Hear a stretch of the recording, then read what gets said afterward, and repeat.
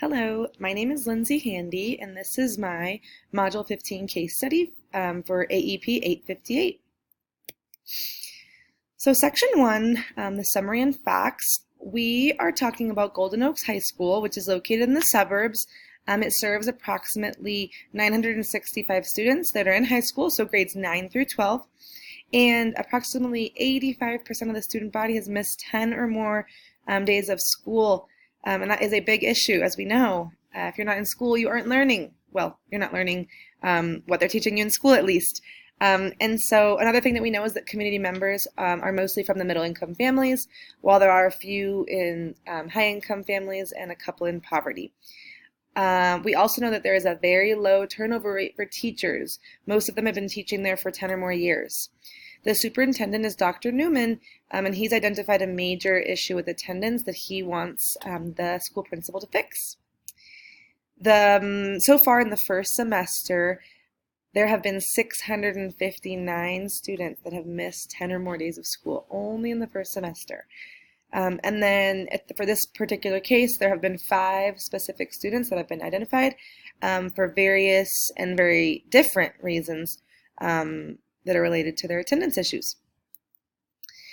Who is involved? So the specific students that I mentioned are Karen, Tyrone, Christina, Carl, and John. We also have multiple homeroom teachers that are involved, specifically an algebra teacher in Christina's case, the truant officer, an athletic director, and then just various teachers as well. The events are occurring in school, at school, and specifically during the first semester. And some school personnel seem to be allowing these situations to occur by making them permissible. So Section 2 refers to the legal or ethical issues. So there's definitely some ethical issues involved here. For example, for the students missing valuable learning time due to excessive absence. So that directly relates to the well-being of the student. And that's an ethical issue because, for example, the athletic director is allowing the student to miss school because of its potential benefit to him or to the athletic director in regards to his sports performance, for his school. So that's not a good thing.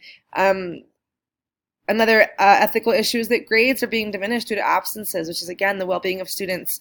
The school policies regarding attendance are not being followed, so that could be essentially a legal issue as far as the school goes. And then the welfare of the state is being jeopardized because the students are not being educated. And then the parents patrie law is not being followed in or in at least one of the cases of the students because the parents are not requiring that they go to school.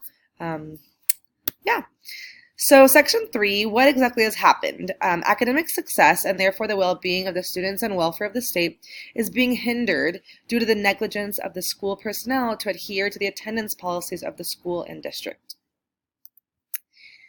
So Section 4 are about our facts, what we know versus what we don't know.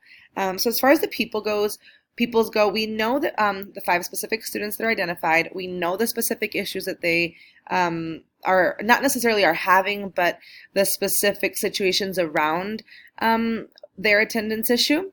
We also know of various teachers that are not following school policy and using their own discretion in excusing absences. And we also know that some parents are aware of this issue and really just don't care. As far as unknown, we don't know if all parents have been contacted and are aware. We don't really know if there's a specific demographic of students that's being continuously absent. Are there any specific factors that are keeping these kids from school? Is it transportation? Is there abuse going on?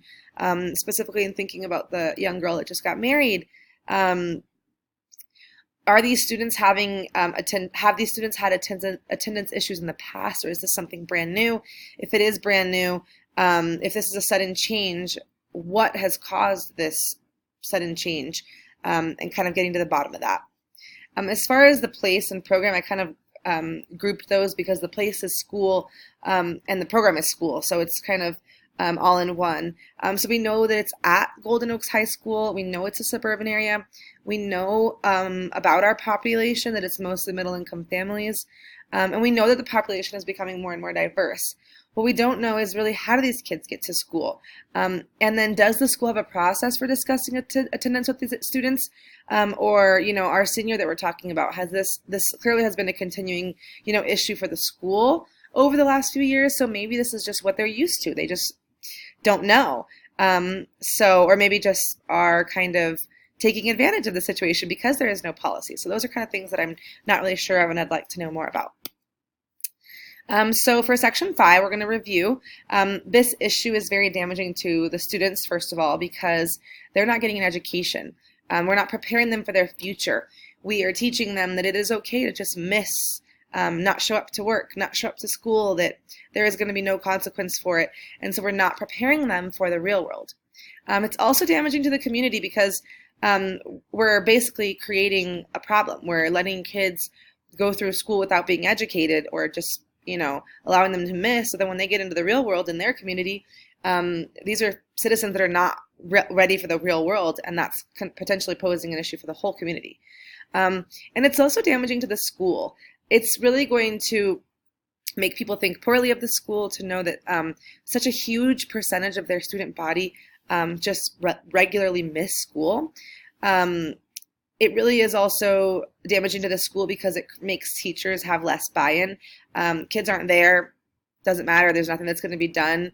For those teachers that are really passionate about education and about students' attendance, this can make them kind of put a damper on their outlook on teaching, which can then turn into bad teaching and then hurting the students even more. So it hurts a lot of people involved. And which individuals or school or groups have an important stake in the outcome? Well, everybody. The students, of course, because it's their education that's at loss. Their families, so the parents, they can get in trouble for having their kid not be in school legally. We're also helping to create an issue of students being underprepared for life, and so that can affect their family in the long run, of having kids that aren't self-sufficient, can't get a job, can't keep a job, are being supported by their parents, and so on. And then the school personnel are also, they have a big stake in this outcome, because they can get in trouble if the school district wanted to fire them because they're not following school policy, or they're using personal discretion in regards to absences. I mean, they can lose their job, which can be a big issue. Yeah. So based on all of this, we have 3 options. The first option is to do nothing. Just continue to allow these behaviors to take place, which is resulting in poor attendance, and just kind of sit back and hope that it changes.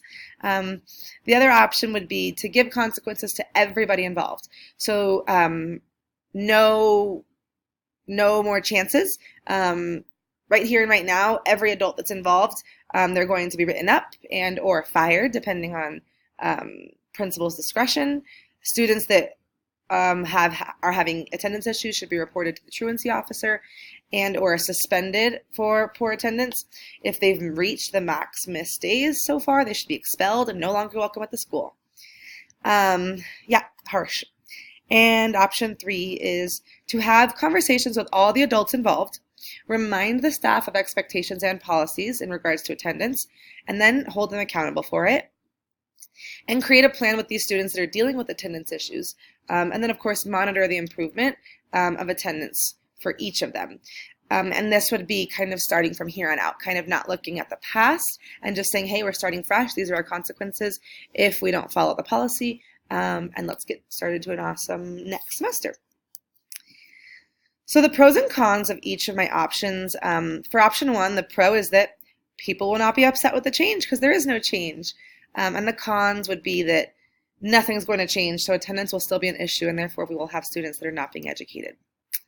Option 2, which was the really drastic one, the pro would be that we would see a change immediately, since everybody involved would be gone. There'd be a non-problem.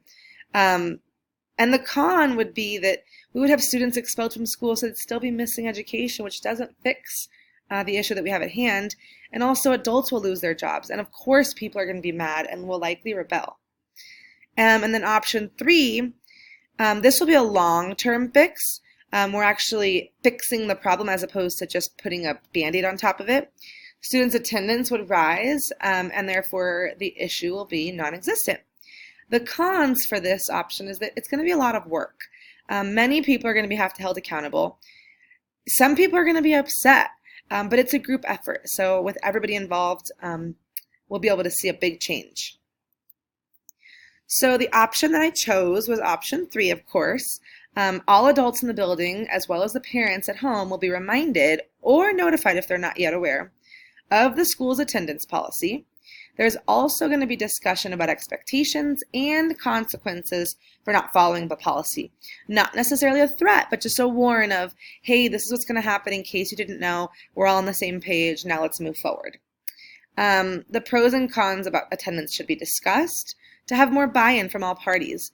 You can't blame somebody for not being educated or aware.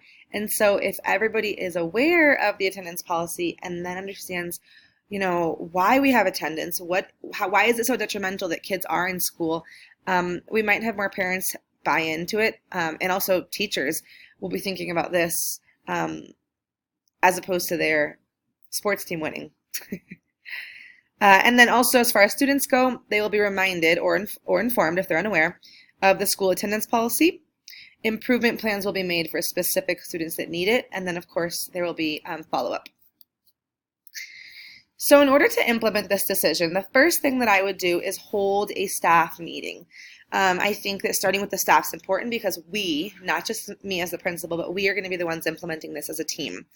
I would like to show data that's relevant to support staff buy-in. Show them about how specific students' academic success has declined with their attendance being so low, and kind of just let them know about how important attendance is, and explain exactly how we're going to go about this policy and what their exact expectations are. I'll also plan to warn what the consequences would be should attendance policies not be followed.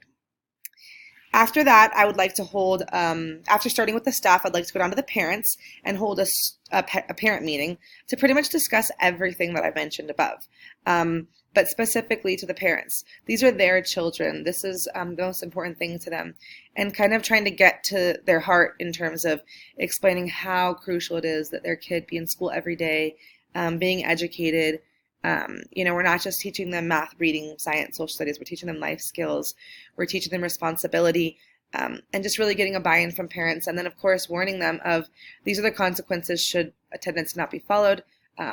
They will be reported to a truant officer, which could get them in some legal issues. And then once we, after we start with the staff, go down to the parents, now we're going to go to the actual student. These kids are high school kids. They're not first, second graders. And so they need to be held accountable for their attendance. If they wanted to make it to a party or to the movie theater, they'd find a way. And so I feel like by putting a lot of this on their shoulders is also really important. So I'd like to meet with them as a whole and kind of discuss the policies, everything I've already mentioned. And of course, maybe even doing some type of an incentive, or a warning incentive. So, if you don't have this type of attendance, you won't get to go to prom. You won't get to walk graduation, or whatever it may be. Kind of give them a little bit of consequences to hold them accountable. I'd like to also create a monitoring system for keeping these students accountable for their attendance, something that they can directly see, that it's aware to them. It's not just, hey, it's the end of the semester, by the way, here's your 17 absences. No, they should be being monitored the whole time.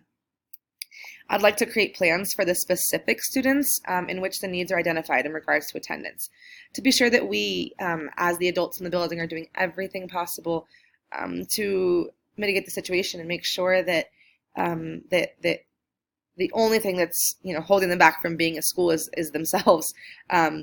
And then progress monitor this plan for one semester, and then make changes based on the need. Thank you.